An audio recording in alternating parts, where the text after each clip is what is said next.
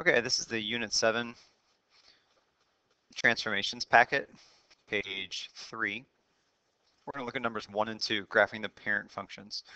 So a parent function means that you are graphing the basic function without any transformations. So from the geometry language, this is the pre-image, the original graph. Okay, so number 1 is y equals absolute value of x. Y equals absolute value of x makes a V shape. We know that the absolute value of 0 is 0. The absolute value of 1 is 1. The absolute value of 2 is 2. So we can plot those points, 0, 0, 1, 1, 2, 2. We can keep going, 3, 3, 4, 4, 5, 5. We also know the absolute value of negative 1 is 1. The absolute value of negative 2 is 2. The absolute value of negative 3 is 3, because the absolute value makes a number positive. So if I plug in negative 1, I'm going to get 1. Plug in negative 2, I'm going to get 2. Plug in negative 3, I'm going to get 3. Plug in negative 4, I'm going to get 4. Plug in negative 5, I'm going to get 5. So that makes these graphs basically have this V shape. Okay, that's the parent function for the absolute value graph. Y equals absolute value x. For number 2, y equals x squared. Again, if I make a table of values to get the original values, we know that 0 squared is 0, 1 squared is 1,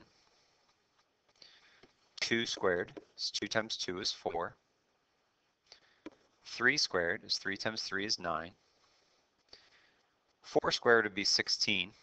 If I look at some negative numbers, negative 1 times negative 1 is also 1. Negative 2 times negative 2 is positive 4. Negative 3 times negative 3 is positive 9.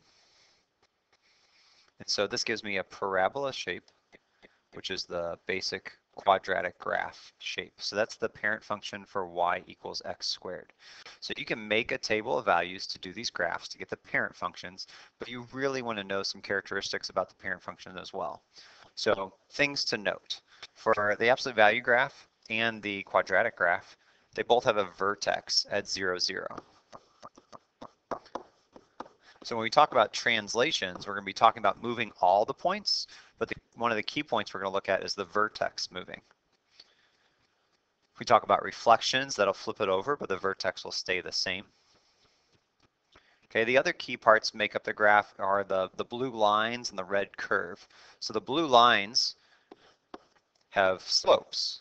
So because they're two lines together, it's like two linear functions. So the slope on one side is negative 1, and the slope on the other side is positive 1. So I started with a vertex of 0, and then I went up 1 over 1 on each side. Up 1 over 1, up 1 over 1. And that looks like this. Up 1 over 1, up 1 over 1. I'm drawing it in green. Up 1 over 1, up 1 over 1. Positive slope. Then up 1, left 1, up 1, left 1, up 1, left 1, etc. That's my negative 1 slope. For the quadratic graph, so that we don't have to keep making a table, we also look for a pattern, but because of the quadratic nature, the x squared, we don't go up 1 each time. We can see it in the table. We went up 1, then we went up 3, then we went up 5.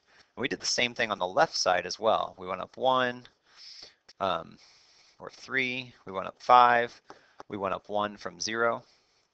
So over 1 up 1, over 1 up 3, over 1 up 5. So what makes it a quadratic graph is that the slope changes. And we're going to use that pattern 1, 3, 5. It keeps going, 1, 3, 5, 7 to make my graphs. So that's just a review of the parent functions. Feel free to talk to your teacher about that more if you need help.